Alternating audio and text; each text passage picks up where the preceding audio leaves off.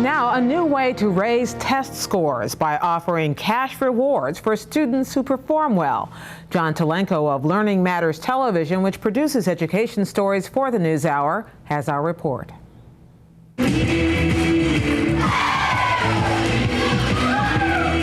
To gear up for this year's state test, South Lawn Elementary in Coshocton, Ohio, threw a pep rally.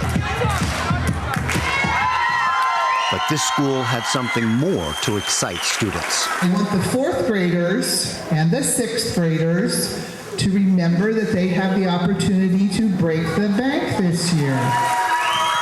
Students who do well on the upcoming state tests will get more than high scores. They'll get cash. How much money did you get? $100. I got $100. Gina? I got like 85. I had $100. You like it? Of course. Yeah. Coshocton, a factory town in Appalachia, uses the promise of money to motivate students to do better on state tests. The idea has caught on in other places around the nation. New York City and Baltimore just launched pilot programs, and this fall, Exxon Corporation will pay students at 67 high schools in 6 states $100 for passing advanced placement exams. The last time we talked about the Taj Mahal. Coshocton's cash incentive program started in 2004. Inspired by a similar program in Africa, a local businessman put up $100,000 to pay for it. That was incentive enough for this cash-strapped city. Here's a district that's willing to try new programs. In many ways, the nation's looking at this small community. Just to give you some information on Coshocton, Stanford University professor Eric Bettinger helped design the cash reward program and has evaluated its effects. So much of our society now is based on incentives.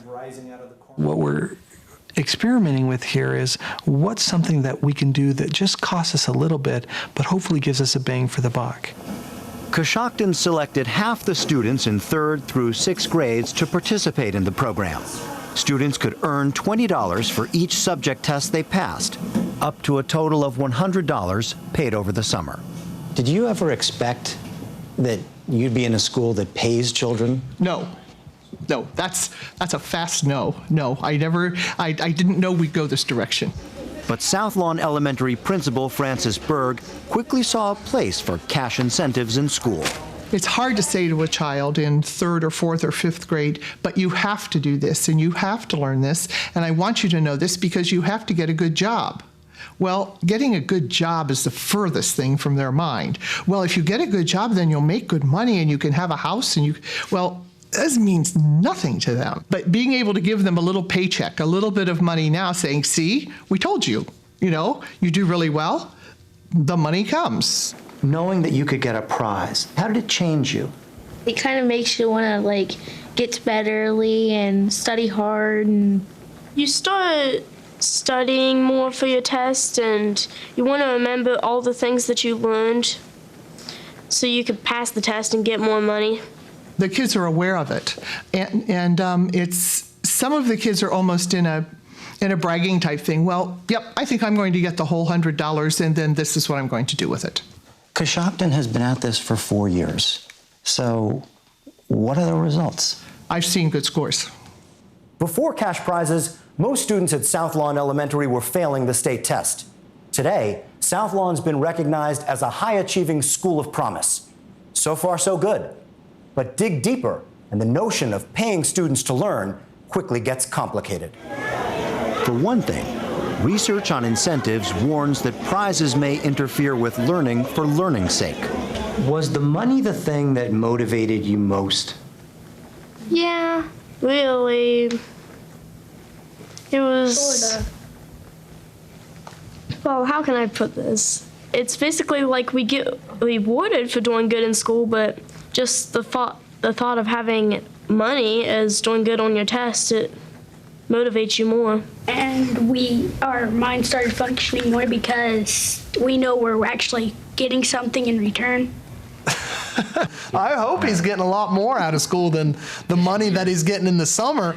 So I hope he's getting more out of it. From the start, South Lawn teachers were reluctant to talk to students about the money. I don't bring it up and I don't stress it because I want them to do it for themselves, period. It's more about me trying my best, giving my best effort. Somewhere down the line, they need to be a good person and do things out of the goodness of their heart. It's not about the money. What's the chances that you're going to Teachers had other concerns about cash rewards. I was hesitant. Would it cause some friction in the classroom? Well, I got $50 and you only got $25. I'm smarter than you. That type of thing. I thought it'd put too much pressure on the kids to actually perform because some kids would fold under that pressure. We was probably so excited about the money.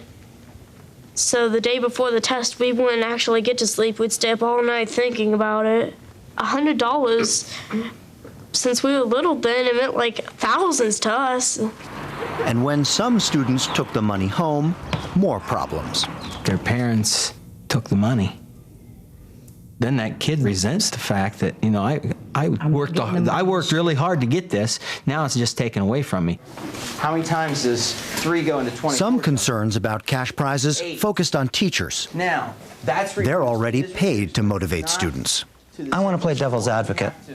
Maybe the reason that they're not motivated is you all have failed as teachers. That could be a possibility. It's always That in the weighs back on of your my mind. heart heavy all the time because I try to do the best I can. These are my kids, and it's not easy. And I can't say that it doesn't take too many bad teachers to turn a child off. But circumstances here may put teachers, good or bad, at a disadvantage. In Ohio, most of the money for schools comes from local property taxes, which means that distressed towns like Coshocton have significantly fewer resources. The impact is obvious at South Lawn Elementary. It has no science lab, and the technology is outdated. The music teacher, the art teacher, and even the principal work part-time. Cash rewards don't address this lack of basic resources. If Coshocton had more resources, do you think students might be more motivated? That's a hard question, in part because I don't know the kids well enough here. And certainly if they had better facilities, better teachers, there might be more opportunities for them, and something might resonate with them, and you might be able to get that aha experience for many children that get them really engaged in school and get them moving forward. On the other hand, here's a program where we're trying to see, look, if we put a little bit of money in, can we get a big bang? While test scores here have gone up, to prove a big bang, paid students needed to show better results.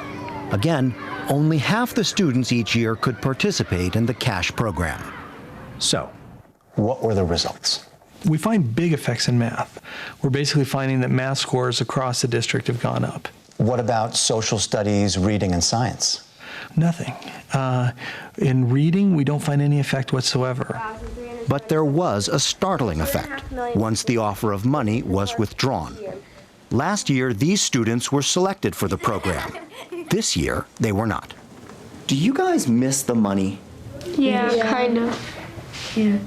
My grades started dropping after they told us we didn't get the money, and then I went home that night with my report card, and my mom's like, you need to bring your grades up. Data revealed that once students were no longer eligible for cash prizes, their reading scores dropped.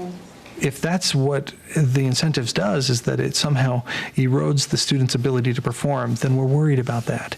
So it's one of the things we're monitoring, and if needs be, there'll be a change in the program as a result of that. Dylan, you want to do... One change has already been made. After test scores revealed that students being paid failed to do better than students getting no prize at all, officials put a stop to cash rewards in reading, social studies, and science. This summer, Coshocton will decide whether to continue paying students in math and writing. There is more about the cash incentive program on our website, including a profile of a 12-year-old having trouble in school. You'll find it at pbs.org.